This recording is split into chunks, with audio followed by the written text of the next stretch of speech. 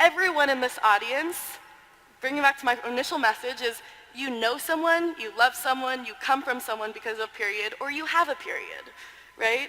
And I want you to hold that going forward, and in thinking about how you can be a period warrior in this life, it might just start by turning to a neighbor and saying, why are we so afraid to talk about something so natural, right? Why is this still an issue even after so many centuries?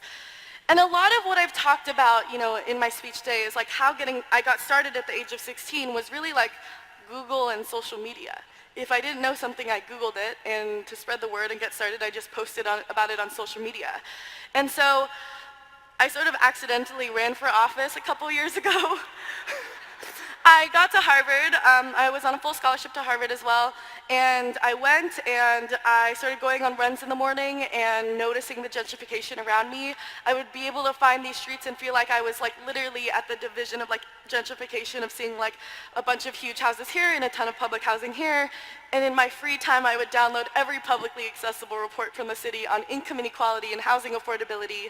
And in learning about the wage gap and the income inequalities there, especially for students, and the amount of young people in that city with Harvard, MIT, and Lesley College, but the fact that the average age of city councilors was 3 decades older than the average age of residents, I was like, we need young people to be involved in some way.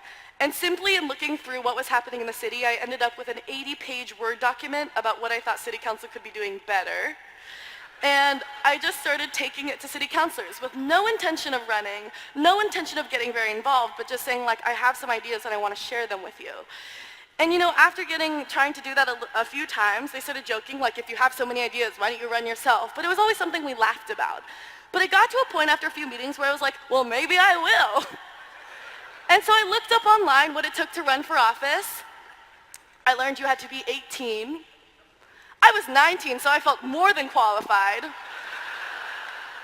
So with one Google search, I filled out 2 forms, got 50 signatures, and then I was on the ballot running for office. Thank you. We ran in a field of 26 candidates, all of whom basically identified as progressive Democrats.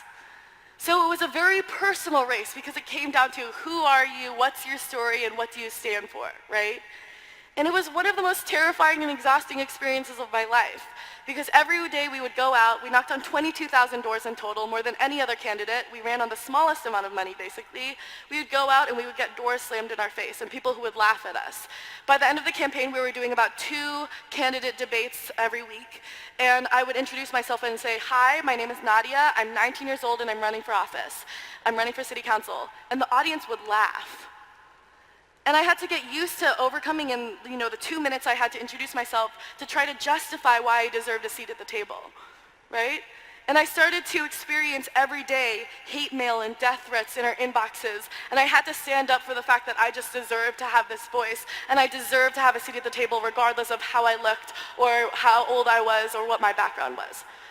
And running for office, I think, was very much what instilled in me this passion for how young people can mobilize simply on social media and how we can make a difference in our communities if we just band together. So as we continue forward, I think like my life, I stand up here and I think it's very easy to put me on this, pedestal of being like a token young activist, student activist, like who worked really hard and now I have this success. But I always try to tell people like, I don't feel like I have my shit together. I'm not representative of the whole generation, and I think I'm really proud to be a part of this generation because we're young, scrappy, and hungry, and we're just ready to take action, right? And I think I'm still very much grappling with a lot of the adversity that I grew up with and still coming to terms with it and processing it.